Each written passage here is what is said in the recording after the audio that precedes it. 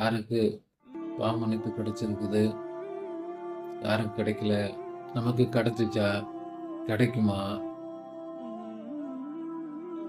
அதுக்கு என்ன செய்யறது, கிடைச்சா என்ன அடையாளம், இல்லை அதை பற்றிலாம் ஒன்றும் யோசிக்க தேவையில்லை. ரமலான் முடிஞ்சு போச்சு, பெருநாள் வந்துருச்சு, புது ட்ரெஸ் போட்டோம், பிரியாணி வாங்கணும், சாப்பிட்டோம், முடிஞ்சு போச்சு.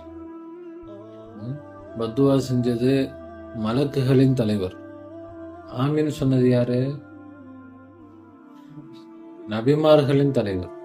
இவங்க சொன்ன சாபம் பழிக்காம போகுமா? நாசமா போவாங்க. நாசமா போகட்டும்னா எங்க நாசமா போவாங்க? நாசமா போறதுன்னா என்னது? அது துனியாவிலேயும் ஆசிரத்திலையா? துனியாவிலேயும் ஆசிரத்திலையா? துனியாவிலையும் நாசமா போட்டோம் அப்படின்னு சொன்னாங்களா, இல்லை ஆசிரத்தில் நாசமா போட்டோம்னு சொன்னாங்க? பொதுவில் சொன்னாங்க. பொதுவில் தானே சொல்லியிருக்கிறாங்க. இந்த சாபத்தை விட்டுட்டு, இந்த பத்துவா விட்டுட்டு இதை பதிவு செஞ்சு மக்களுக்கு இது சொல்லப்படுதுன்னா அதன் மூலமாக என்ன செய்யணும்? அதை கேட்குறவங்க சொன்னா பின்னா நம்ம செய்யணுமா? சொன்னா பின்னா நம்ம செய்யுங்க. மன்னிச்சானா மன்னிக்கலையா தெரியாது உங்களுக்கு. அப்புறத்து அப்படின்னா எப்படி அதை வாங்க முடியும்?